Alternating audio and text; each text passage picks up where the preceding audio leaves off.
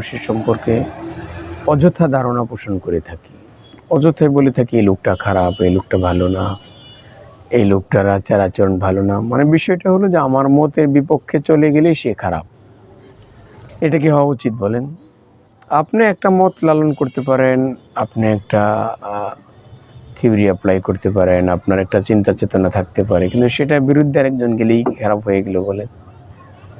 ইসলাম আপনাকে গবেষণার অনেক সুযোগ রেখেছে।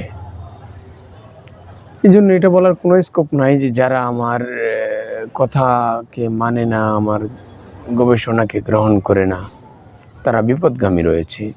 আল্লাহ তাআলা এক একজনকে এক একভাবেই তৈরি করেছেন। এক একজনের পছন্দ এক এক রকম হতেই পারে, এক একজন এক একভাবে বুঝে, এক একভাবে মানতে চায়। কিন্তু কোরআন এবং হাদিসের মানদণ্ডে সে যদি থাকে, কোনো অসুবিধা নেই, ভিন্ন মত হোক তার, কিন্তু সে যদি ইসলামকে কোরআন হাদিসের দৃষ্টিতেই মানতে চায়, তাহলে আপনার মতের ভিন্নতা থাকলে কি সে খারাপ হয়ে গেল? নিশ্চয় নয়। ধরেন আমাদের বাংলাদেশে রাজনৈতিক দল, ইসলামিক রাজনৈতিক দল, আসলে দলমত নির্বিশেষে আপনাকে একজন ভালো মানুষ হওয়া উচিত। আপনি চরমনাই হুজুরের ইসলামী আন্দোলন করেন, জামাত ইসলাম করেন, তবলিগ করেন, হেফাজত ইসলাম করেন, খেলাফত মজলিস করেন, বাংলাদেশ খেলাফত মজলিস করেন, অনেকগুলো ইসলামিক দল রয়েছে, আবার অনেকগুলো রাজনৈতিক দল রয়েছে। আপনাকে ভালো মানুষ হতে হবে। সর্বপ্রথম আপনাকে মনে রাখতে হবে যে আপনি একজন ভালো মানুষ হবেন। এই ভালো মানুষ হওয়ার জন্য আমাকে যেখানে যাওয়া দরকার, যেই দল করা দরকার, আমি সেই দলই করব। কিন্তু আমাকে একজন ভালো মানুষ, একজন ভালো কর্মী আমাকে হতে হবে। আমাকে একজন ভালো সমাজকর্মী হতে হবে।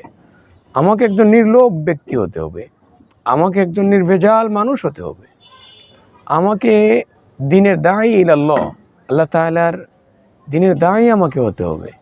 আপনি দেখবেন যে এতগুলো গুণ যখন আপনি অর্জন করতে চাইবেন, আপনাকে একজন পরহেজগার হতে হবে, আপনাকে একজন আল্লাহ তাআলা ভীরু হতে হবে, আপনাকে একজন আল্লাহ তাআলার হুকুমের প্রতি মজবুত একজন দায়িত্বশীল মানুষ আপনাকে হতে হবে।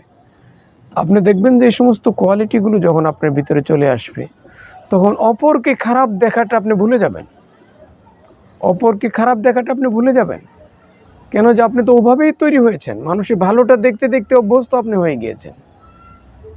কিন্তু আমরা যখনই এটার অভ্যাস না করব, তখন শুধু মানুষের খারাপ নেগেটিভ সেন্সটা, নেগেটিভিটি, মানুষ সম্পর্কে একটা খারাপ চিন্তা সহসাই চলে আসবে। কেন? যে আমি নিজের ভিতরে সবসময় ভালো মনুষ্যত্বটা, ভালো মানুষটা তৈরি করতে পারতেছি না। হ্যাঁ, এটাও ঠিক যে কিছু কিছু মানুষ রয়েছে যারা অযথায় অন্যায় কাজগুলো করে বেড়াচ্ছে, তাদের সম্পর্কে আপনি কেন খারাপ ধারণা পোষণ করবেন না? তারা তো আসলেই খারাপ কাজ করতেছে, খারাপকে তো খারাপই বলতে হবে। কালোকে কালো, সাদাকে সাদা বলবেন না? হ্যাঁ, অবশ্যই বলবেন। এটার ব্যাপারে তো ইসলাম আপনাকে নিষেধ আরোপ করে নেই, বরং ইসলাম বলেছে যে জানিয়া শুনিয়ে আপনি সত্য গোপন করতে পারবেন না। আপনি জেনে শুনে সত্যকে আপনি গোপন করতে পারবেন না। খারাপ লোকের প্রশংসা আপনি কেন করবেন? অহেতুক অযথা প্রশংসা আপনি কেন করবেন? অযথা কাউকে কওমি মাদ্রাসার জননী, কাউকে এটার প্রতিষ্ঠাতা, কাউকে বিশাল বড় জান্নাতের মালিক, অনেক কিছু বলা, এগুলো তো অযথা দরকার নেই। যেটা প্রয়োজন সেটাই বলা উচিত। অযথা কথা বলা তো উচিত নয়। আপনাকে একটা লিমিটেশন দেওয়া রয়েছে যে কতটুকু মানুষ সম্পর্কে আপনি ধারণা পোষণ করতে পারবেন, মানুষ সম্পর্কে কি আপনি বলতে পারবেন, আপনাকে ওগুলোই বলা উচিত। বেশি চাটুকারিতা করা উচিত নয়।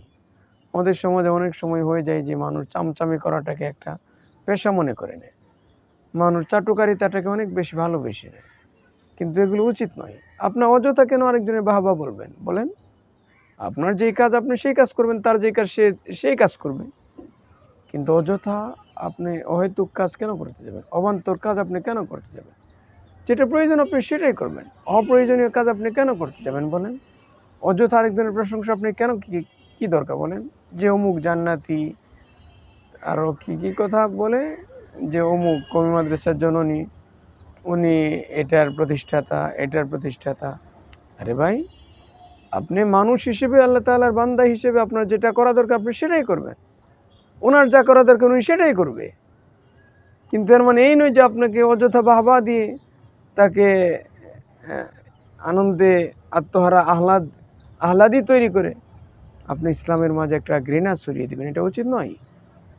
মানুষকে তার স্বাধীনভাবে ধর্মকর্ম করতে দিতে হবে। আপনি জোর করে কারোর উপরে ধর্ম চাপিয়ে দিতে পারবেন না। হ্যাঁ, ধর্ম আপনাকে বলেছে যে ধর্মের যে নিয়ম কানুনগুলো রয়েছে এটা মানা আপনার উপরে ফরজ, এটা আপনার ফরজ বিধান। আপনি যে ধর্মটা মানেন এই ধর্মের বিধানগুলো মানা আপনার উপরে ফরজ, এটা আপনাকে করতেই হবে।